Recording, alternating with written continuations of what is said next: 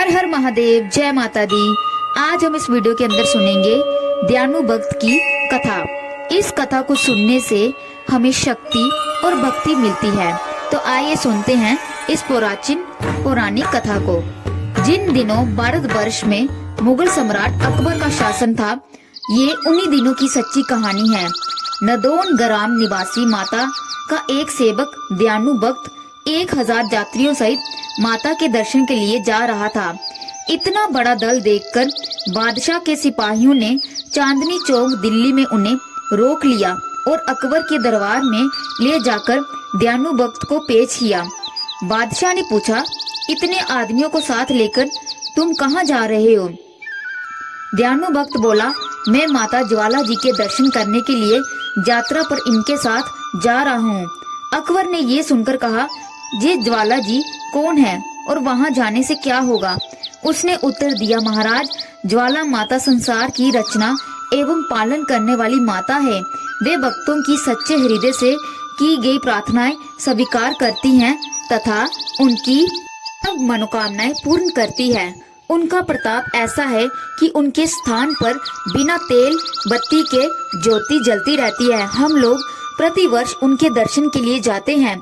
उसकी बात को सुनकर अकबर बोला, तुम्हारी ज्वाला माता इतनी ताकतवर है, हमें इस बात का यकीन किस तरह आए? आखिर तुम माता के भक्त हो, अगर कोई करिश्मा हमें दिखाओ तो हम भी मान लेंगे।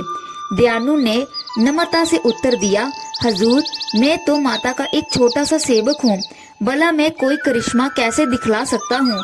अकबर ने कहा, अगर तुम्हारी बंदगी पाक वे सच्ची है तो देवी माता जरूर तुम्हारी इज्जत रखेगी। यदि वे तुम जैसे भक्तों का ख्याल ना रखे तो फिर तुम्हारी इबादत का क्या फायदा? या तो वे देवी ही यकीन के काबिल नहीं, या तुम्हारी इबादत भक्ति ही झूठी है। इम्तिहान के लिए हम तुम्हारे घोड़े की गर्दन कटवा देते हैं। तुम अपनी देवी से कहकर उसे दोबारा जिंदा करवा लेना। और अकबर के हुक्म से घोड़े की गर्दन काट डाली गई। दयानु भक्त ने कोई उपाय न देकर बादशाह से 1 माह की अवधि तक घोड़े के शव को सुरक्षित रखने की प्रार्थना की। अकबर ने उसकी बात मान ली और उसे यात्रा करने की इजाजत भी मिल गई। बादशाह से विदा होकर वे अपने साथियों सहित माता ज्वाला जी के दरबार में जा उपस्थित हुआ। स्नान पूजन आदि करने के उपरांत रात भर जागरण किया। प्रातःकाल आरती के समय हाथ जोड़कर दयानु ने प्रार्थना की, हे मातेश्वरी, आप अंतर्यामी हैं। बादशाह मेरी भक्ति की परीक्षा ले रहा है। मेरी लाज रखना माँ, मेरे घोड़े को अपनी कृपा व शक्ति से जीवित कर देना। चमत्कार प्रकट करना, अपने सेवक पर कृपा करना। यदि आप मेरी प्रार्थना स्वीकार न करेंगी तो मैं भी अपना सर काटकर आपके चरणों में अर्पित कर दूंगा, क्योंकि लज्जित होकर जीने से मर जाना ही अच्छा है।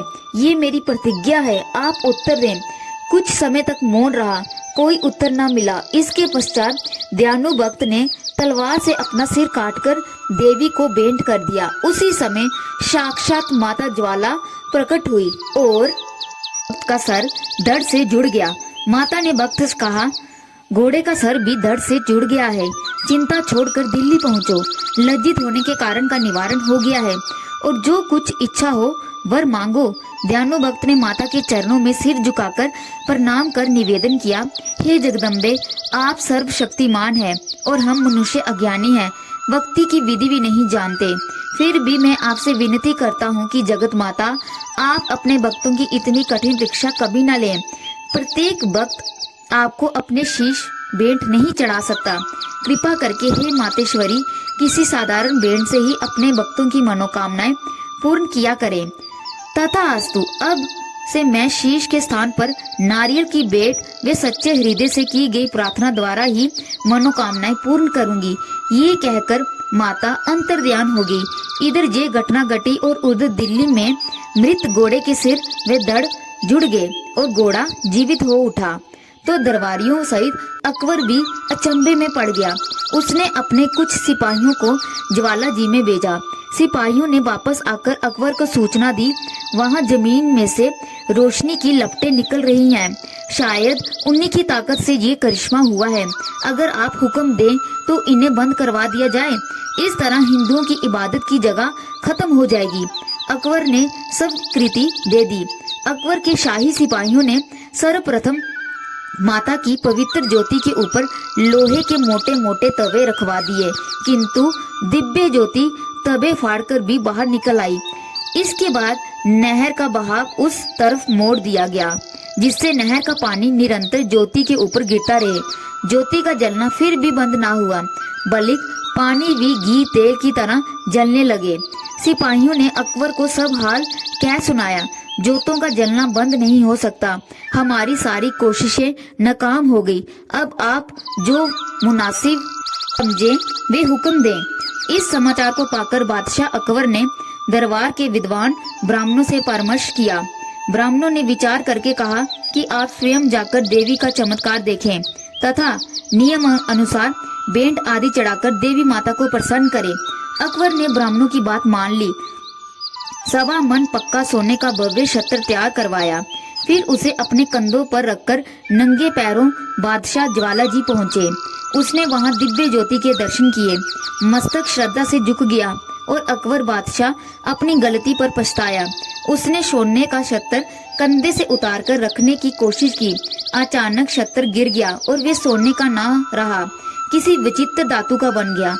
आज तक कोई ये नहीं जान सका कि वे छत्र किस धातु का बना है, क्योंकि वे ना पीतल है, ना तांबा, ना लोहा और ना सीसा। माँ ने चमत्कार दिखाया। अभिमानी बादशाह अकबर की बेट ज्वाला जी ने अस्वीकार कर दी। इस चमत्कार को देखकर अकबर ने अनेक प्रकार से स्तुति करते हुए माता से क्षमा की भीख मांगी थी। अकबर बादशाह द्वारा चढ़ाया गया सवा मन सोने का खंडित छत्र माता ज्वाला के बाईं ओर आज भी पड़ा देखा जा सकता है। जिला होशियारपुर के गोपीपुर डेरा से लगभग 10 मील पर ज्वाला जी का मंदिर है। यहाँ माता की ज्योत सदैव प्रज्वलित रहती है। ये दुमा देवी का स्थान कहलाता है। यहीं पर सती की जीवा भी गिरी थी।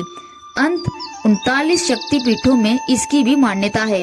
मुगल बादशाह अकबर ने जब दयानु के घोड़े का कटा सर जोड़ने पर ज्वाला जी की महानता स्वीकार की थी और सवा मन सोने का छत्र मंदिर में चढ़ाना चाहा था, तो देवी ने उसे खंडित कर जाने किस धातु का बना दिया, जिसके बारे में आज तक विज्ञान भी असफल हो चुका है।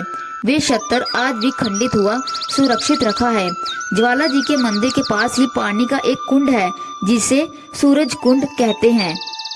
यहीं पर लक्ष्मी देवी का मंदिर, अंबिकेश्वर, महादेव, रघुनाथ जी, शीतला, भगवान महावीर, भैरव, तारा देवी आदि अनेक अवतारों की मूर्तियां हैं, जिनका भक्तजन श्रद्धा अनुसार बारी बारी से दर्शन करते हैं। यहाँ के मंदिर व अन्य स्थानों की यात्रा से देवी की कृपा से भक्तों के सब कष्ट दूर होकर उनकी मनोकामनाएं पूर्ण होती हैं। तो ये थी दयानु भक्त की प्राचीन पौराणिक कथा।